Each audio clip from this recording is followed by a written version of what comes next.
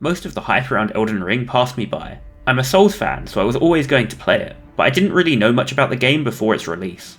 When I saw journalists claiming it was one of the best games ever, my interest was piqued. This modern style of open world game isn't usually my thing, so I was skeptical, but FromSoft aren't usually ones to disappoint.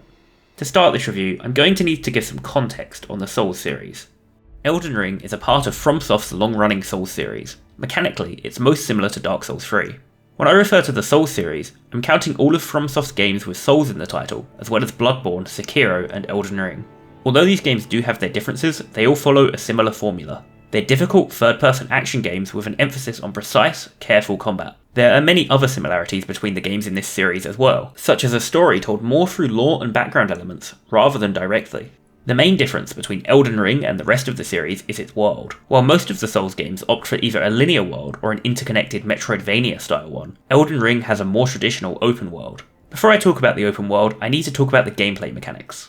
Like the rest of the series, Elden Ring is a third-person action game with a focus on precision over speed. Every action is a commitment, and the core of the game is about reacting to what the thing you're fighting is doing and countering appropriately.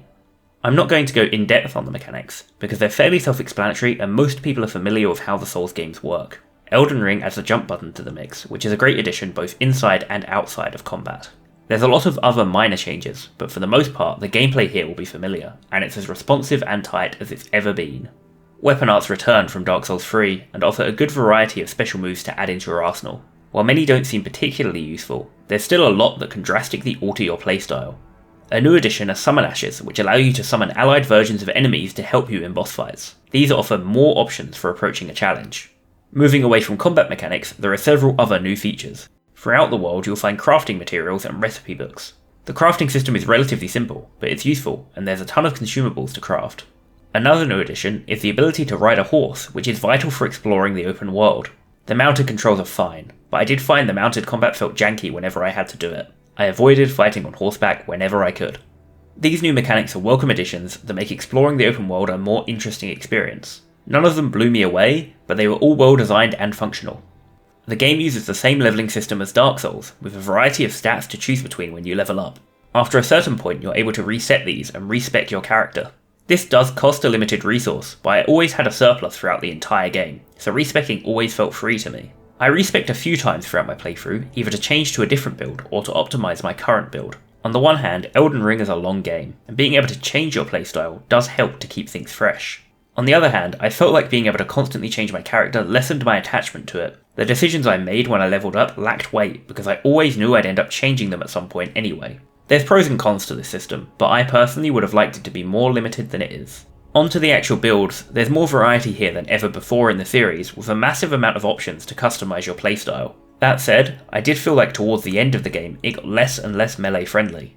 I felt like I was being punished for not playing a magic focus build. This mostly comes down to the design of the boss fights, which I'll move on to later.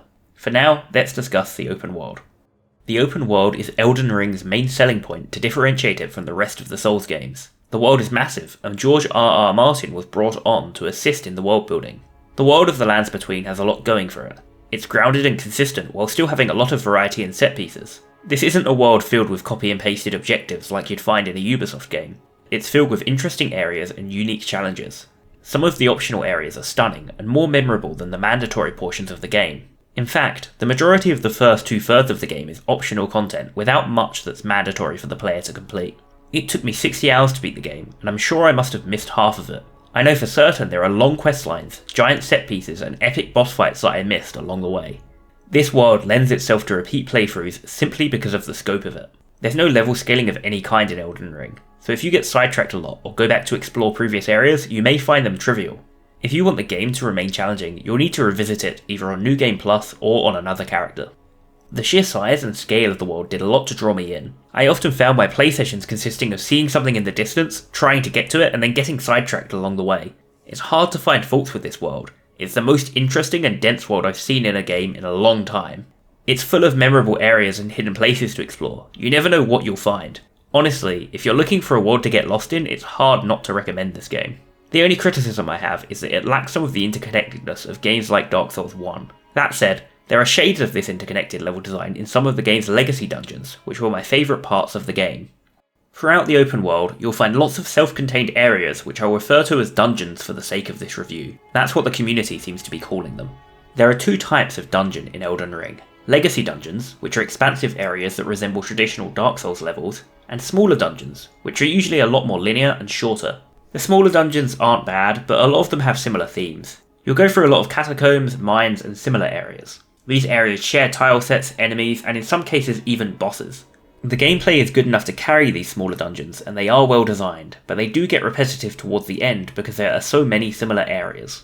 These smaller areas didn't leave much of an impression on me. I feel like they're only in the game as an easy way to create more content. That's not a bad thing. It's the nature of huge open world games that they need to have some repeated content. The numerous catacombs and other areas do give more variety than most objectives in open world games. The huge legacy dungeons, on the other hand, are my favourite parts of the game. They're big areas with many interconnected routes and secrets to find. Structurally, they're what you'd expect from a traditional Dark Souls level, and the ones here hold up with the best of them. The legacy dungeons are so good that all I can say is that I wish there was more of them. There are only a few truly huge areas throughout the game. Part of me did wish it was just legacy dungeon after legacy dungeon like the other Souls games. I do respect that Elden Ring had to make this concession to enable it to have such an expansive open world. There's a trade-off here, and I think the open world makes up for the relatively small amount of legacy dungeons. The ones that are here are all consistently well designed and some of the best in the series. While dungeons and self-contained levels aren't the focus of this game, it certainly does provide some great ones. Bosses are an integral part of any Souls game, and usually they're one of the high points of the game. Elden Ring has way more bosses than any other FromSoft game, although many of them are repeated. To prevent spoilers, I'm not going to show video footage of any of the boss fights in this review. There are some well-designed boss fights in this game that provide both spectacle and challenge. Bosses also do a great job of upping the ante with multiple phases that completely change the dynamic of the fight. For the most part though, the boss fights in this game felt like some of the weakest in the series to me. For every well-designed boss, there's 3 that are either boring or frustrating to fight. A lot of the bosses have tiny punish windows that are overly punishing if you're using slow weapons. Many fights take place in huge arenas with the bosses constantly running around. As a ranged character this would be fine, but as a melee character there's a good chunk of fights that consist of chasing an enemy around an arena. It doesn't feel like a duel, you're just being kited over and over. Many of the bosses also rely on one-shot mechanics, with most of the later bosses being able to kill you in a single combo. It feels bad to build a tanky character and still die for making a single mistake. The bosses feel repetitive, with many enemies that are so huge you end up staring at their feet. I got tired of fighting massive feet by the end. This repetitiveness carries over to the actual fights, where many of the fights feel mechanically similar. Don't get me wrong, there are some fantastic boss fights in Elden Ring, but I felt like there were far more bad ones than good ones. For me, the boss fights were some of the worst parts of the game, which is weird to say because I usually love Souls bosses. Your mileage may vary here, as I do get the feeling that a lot of these bosses would be less frustrating if I was playing a spellcaster. To some extent, I think the sheer amount of bosses are to blame for these issues, which brings me to the next section of my review. Elden Ring is a fantastic game, and at points, the content is the best in the Souls series. Elden Ring is more than just its peaks, however. The game is filled with content, and in my opinion, bloated as a result. The first 2/3 of my playthrough were fantastic and dense with great content, but by the last third, I felt like they were phoning it in a little. Partly, this is down to the game being so long that I was burned out towards the end, but I do believe there is a drop in quality after the first 2/3. This isn't entirely From's fault. The sheer size of this game is incredible. I just think the game would be better if it was around 20% shorter, but the later content more polished.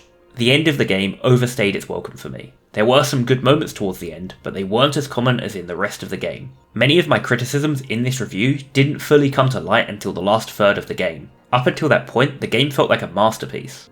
I do think the rest of the game is good enough to compensate for this drop in quality, but I think the sheer amount of content has hurt the game.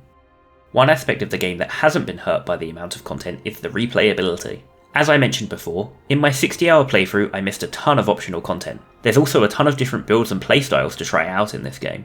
It will be a while before I touch Elden Ring again, but I definitely will. This is a game which demands multiple playthroughs. It's clearly been designed for you to play more than once, whether through New Game Plus or an entirely new character.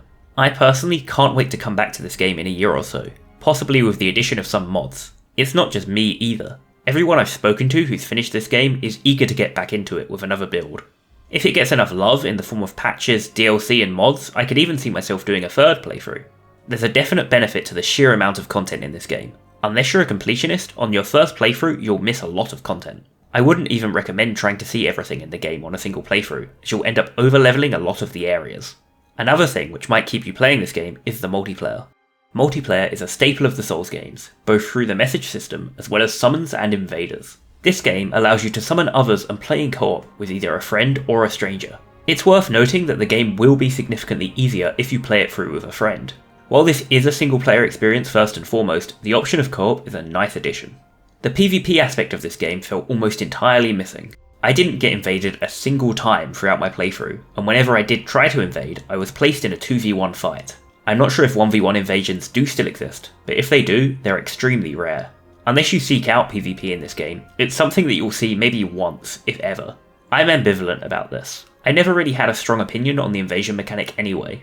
One feature which is missing from this game, but is present in Dark Souls, is covenants. There are no multiplayer focused factions in this game, and few rewards for engaging in multiplayer in general. This does mean you're not gated off from content if you don't want to play multiplayer, but it also means that seeking out PvP is much less rewarding. All of this adds up to the game being an almost entirely single player affair for me. As I said before, this doesn't bother me, but it may be something to keep in mind. Now on to the most critical part of the review. This game's PC port is marred by technical issues that are too egregious to ignore. It is without a doubt the worst PC port in recent memory.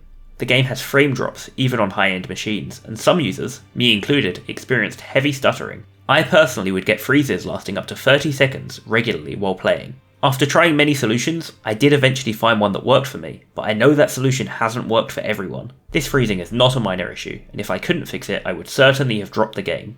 I've heard all kinds of issues with this game, again, mostly with the PC port. FromSoft haven't really done anything to fix the disgusting state of the port either.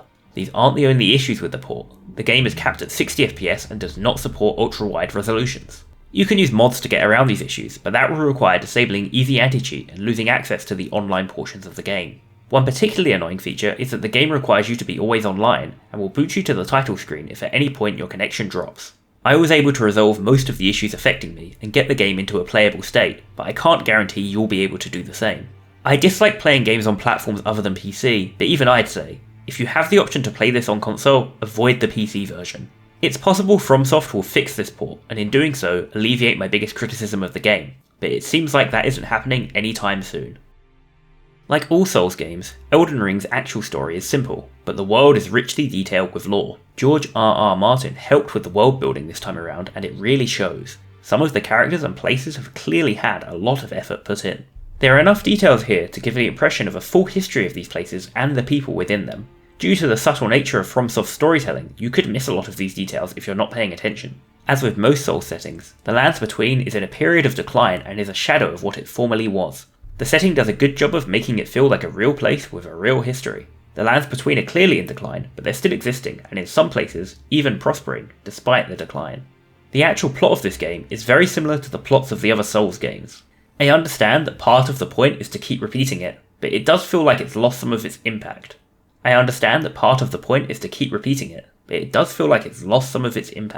In Dark Souls 1, it had a lot of weight and felt like it was trying to say something, but after repeating it over and over, it now feels like just going through the motions. The plot in this game feels like a pretense to go explore the world rather than anything deep. In my opinion, the richness of the setting does a lot to offset the story.